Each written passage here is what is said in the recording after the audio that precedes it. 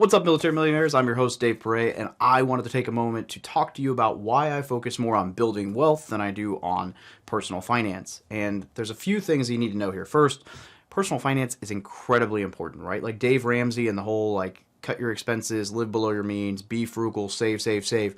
That is all very, very, very good for getting you from in debt or negative net worth or in a bad financial situation or bad credit or whatever up to ground zero. Now, the reason I focus on the build wealth side of things is because I enjoy, I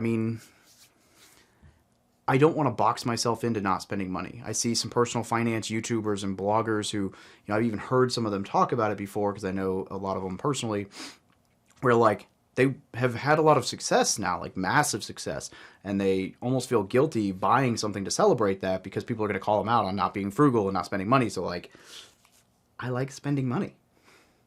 I enjoy nice things. I have somewhat decent taste. Well, let me rephrase that. Somewhat expensive taste. Decent is totally subjective. Who knows, right? Like, I like this lamp. You might think it's dumb. I don't really care. Whatever.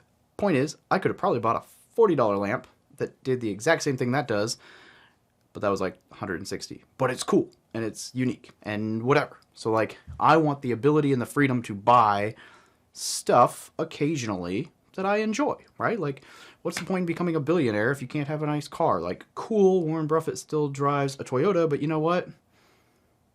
If I was Warren Buffett, I would drive something way nicer. I'm not going to go into cars because you'll get me on a rabbit hole, but it would probably be like a Pagani. Something crazy, like a $2 or $3 million car, right? Where there's one in the country. So, point being, I don't want to box myself into this corner, right? You see Dave Ramsey's got this $1 million mansion of a house, and people call him out on it all the time. Look, that's, for one, it's dumb. I can't stand how people hate on rich people. You made it. You're such a terrible person because you made money. Get over yourself. Make some money for yourself. You'll realize most people who have money aren't that bad, right? Sure, there's some scumbags, but there's a lot more scumbags who don't have any money and live in, anyway. Another rant. Look, the point of this is, the reason I talk about building wealth is because that is infinitely scalable. You can only frugalize yourself so much, right? Frugalize. There's only so much you can cut your grocery bill. Yes, it can be quite a bit, but it's still only so much, right? I guarantee you, if you went out and found a way to earn an extra $1,000 a month, that would probably be more beneficial to your bottom line or your top line or whatever than cutting your grocery bill down to nothing, because you're probably not spending $1,000 a month on groceries, right? Maybe if you have a big family, or maybe if you count eating out, but that's a simple one, right? You can easily cut down on eating out and spend more time with groceries and meal prep and save a ton of money. But that's I believe in moderation, that word, balance, right? I like the envelope budget system. I think that the envelope system is great for cutting your expenses and staying within a set budget for yourself. What I'm getting at is not that you shouldn't be frugal. You absolutely should. You should sacrifice for a little bit to get to those goals, but not with the intent of having to be frugal for so long. There's nothing wrong with being minimalist, right? There's nothing wrong really with any of these spectrums, but I don't believe in extremes in either way. There's moderation. So you can be minimalist and frugal and still have money to do things, and still enjoy your money, and still be able to go out and do whatever.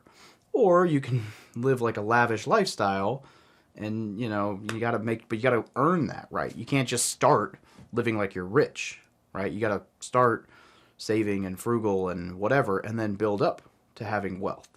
That's the trick here. And you can get kind of trapped up in this, right? You gotta remind yourself, life is too short to not enjoy it. So there's no point to just frugal your way through life, hoping at the end you have a big enough nut that you can have a good retirement. You can do both. I have just reached recently $100,000 in my TSP, nowhere near where I would have liked to have been or would be if I had been smart with my thrift savings plan sooner. However, I'm 31. By the time I retire at 60, let's assume just a 7% interest rate over the next 30 years, right?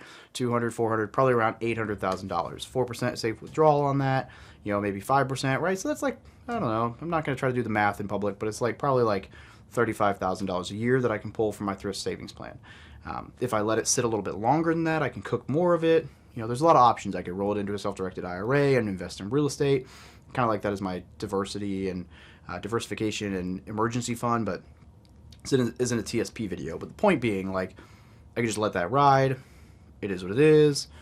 Cool. I went out. I celebrated hitting that 6-figure mark of the TSP. Why not? So, yes, I've got some stuff set aside from retirement. Yes, my real estate that I currently own will be worth much more in retirement. And if I pay it all off, it'll cash flow like a king. Right now, I'd probably be sitting at, not including the hotel, I don't know, right around $8,000 to $10,000 a month in net cash flow if I paid off all my properties, which is great. If I don't pay them all off, like right now, they still cash flow $2,000 to $3,000, right? Maybe a little bit more. You include the hotel in that mess, and now we're talking some better money. And the point and the conundrum that people get stuck in here, and that I've been kind of in lately, is like, let's take the hotel for example. The hotel is a great investment. We put some money into it. We're putting time into it. We had to hire and fire. In fact, we just had 2 employees quit, like no call, no show quit, not even like 2 weeks notice quit, like last week, which is whatever. Don't tell my partner John, because he doesn't know.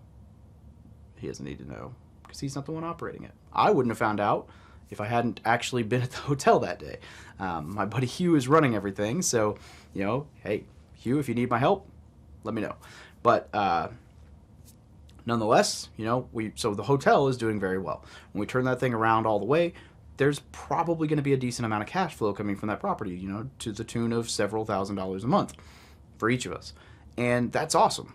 But then you get stuck in this conundrum, right? If you only live the frugal side, now it's like, okay, I can't do anything with that money. I need to, like, there's the piece that says roll it back into the next deal, roll it back into the next deal, roll it back into the next deal. And I'm all for that. You should be rolling your cash.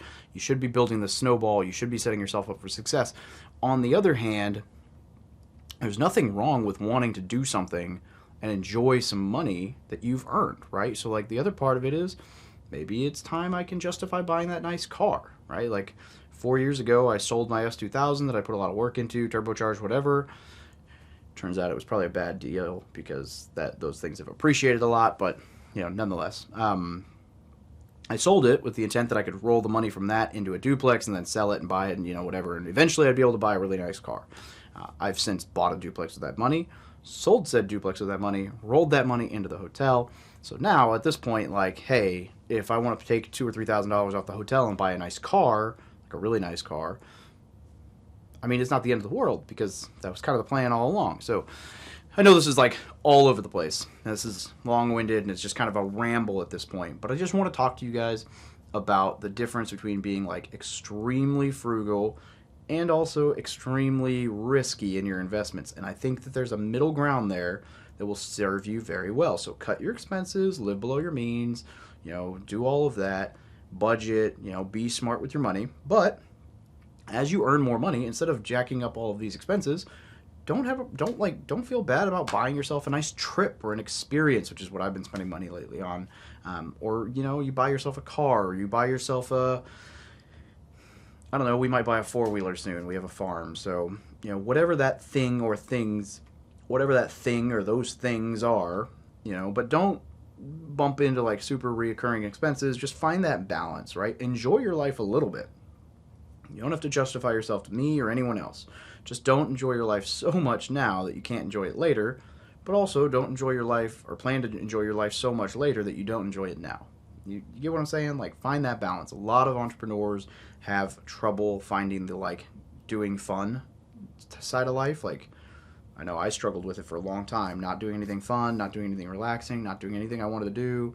My buddy John, my roommate, I've been busting his balls now for months because he never did anything fun, never wanted to do anything fun when I lived there, and now all of a sudden he's skydiving and going to Thailand, and it's like you finally realize you're allowed to have fun.